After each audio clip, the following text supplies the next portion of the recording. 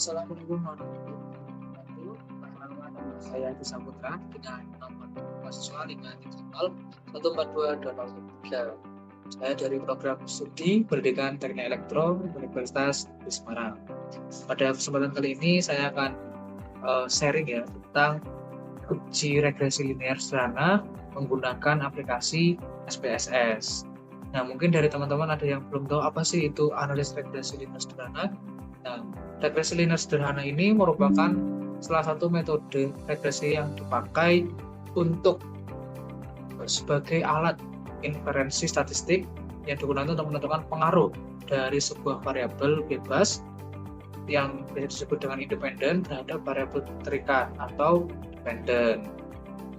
Nah, dalam pengambilan keputusan juga di regresi linear nantinya ada dua cara ataupun dua metode ya. Yang pertama itu pengambilan keputusan dengan membandingkan nilai signifikansi dengan nilai probabilitas yang nilai probabilitasnya sendiri 0,05. Adapun untuk syaratnya, yang pertama, jika nilai signifikansi kurang dari 0,05, maka variabel X pengaruh terhadap variabel Y. Sedangkan sebaliknya, jika nilai signifikansinya lebih besar dari 0,05, berarti untuk variabel X-nya tidak berpengaruh terhadap variabel Y.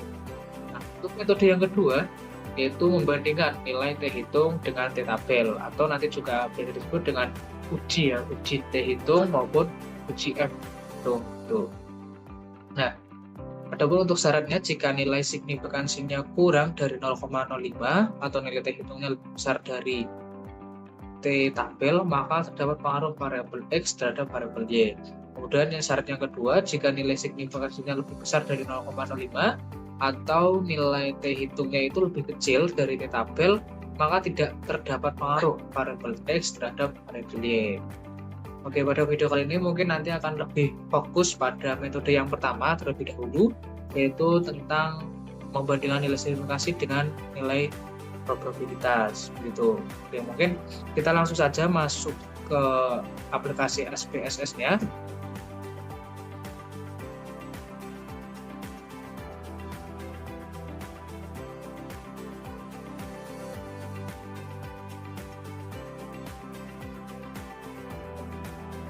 Oke, di sini saya sudah mempunyai data sebanyak 50 data. Oke.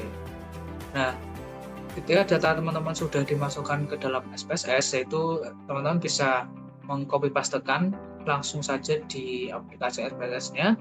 Kemudian teman-teman ubah untuk variable view.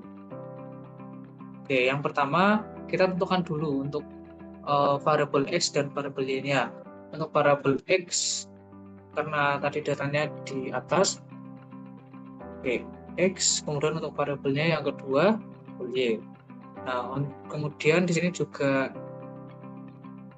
ada label ya.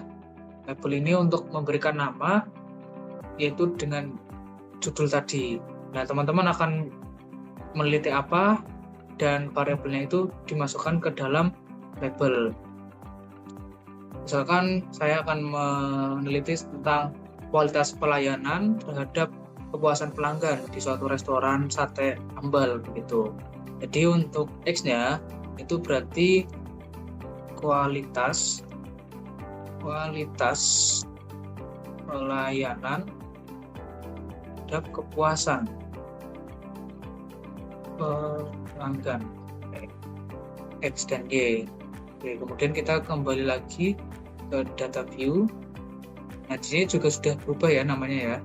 Oke, kemudian kita lanjut untuk uji regresi. Klik analyze, kemudian klik regresi, lalu pilih linear. Oke, nah kemudian kita masukkan untuk kualitas pelayanan tadi, yaitu variable X ya, itu dimasukkan ke dependent. Kemudian untuk kepuasan pelanggan masukkan ke independen. Oke, kemudian klik OK. Nah, kemudian akan muncul beberapa tabel. Yang pertama ada tabel variable entered, kemudian model summary, kemudian ada ANOVA dan Fisher. Oke, Yang pertama tentang variable interest ya. Variable ini lebih menjelaskan tentang jenis variabel, di mana ada variabel dependent dan variabel independent. Untuk variabel dependennya sendiri yaitu kualitas pelayanan, dan variabel independennya yaitu kepuasan pelanggan. Oke, kemudian untuk yang model summary, nah tabel tersebut itu menjelaskan tentang besarnya dari korelasi atau hubungan dari R, yaitu sebesar 8,872 atau 0,872. Nah, dari output tersebut diperoleh koefisien determinasi R square juga, yaitu sebesar 0,760, yang artinya bahwa pengaruh variabel bebas dalam studi kasus ini kan tadi kita melihat tentang kualitas pelayanan terhadap variabel terikat atau dependent sebesar 76%. Berarti untuk menentukan hubungannya ataupun korelasinya itu di R square-nya itu sebesar 76% hubungannya antara variabel X dengan variabel Y.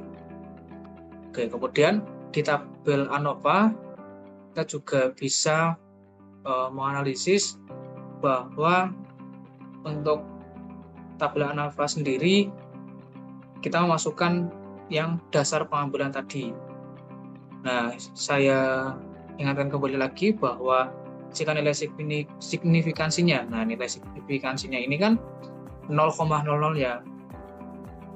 Jadi kurang ya, jika nilai signifikansinya itu kurang dari 0,05, nah ini kurang dari 0,5 berarti variabel X-nya itu berpengaruh terhadap variabel Y atau variabel kualitas pelayanan itu berpengaruh terhadap kepuasan pelanggan. Oke, kemudian di tabel koefisien juga kita juga bisa mengetahui bahwa model persamaan untuk regresi yang diperoleh dengan koefisien konstanta dan koefisien variabel yang ada di dalam kolom unstandardized B yaitu sekitar 28,280 dan 0,209. Nah, untuk memperoleh persamaan ini sudah ada hitungannya, yaitu rumusnya itu Y sama dengan A tambah BX. Oke, kemudian untuk kesimpulannya, regresi linear sederhana ini yang menjelaskan tentang topik penelitian kualitas pelayanan terhadap kepuasan pelanggan. Berdasarkan tabel ANOVA tadi, terdapat hubungan atau terhadap berpengaruh atau X-nya itu sangat berpengaruh terhadap Y karena memiliki nilai signifikansinya kurang dari 0,05 dan nilai R square-nya 76%. Oke, mungkin itu saja yang bisa saya sampaikan, yang mana untuk penjelasan ini lebih ke regresi linear sederhana. Mungkin untuk perhitungan yang lain seperti regresi berganda, kemudian uji F, uji T, dan sebagainya akan dijelaskan di lain kesempatan. Baik, begitu teman-teman. Semoga apa yang sudah saya sampaikan tadi bisa bermanfaat untuk kita semua. Dan saya mohon maaf apabila terdapat kesalahan, baik dalam menyampaikan maupun dari tutur kata.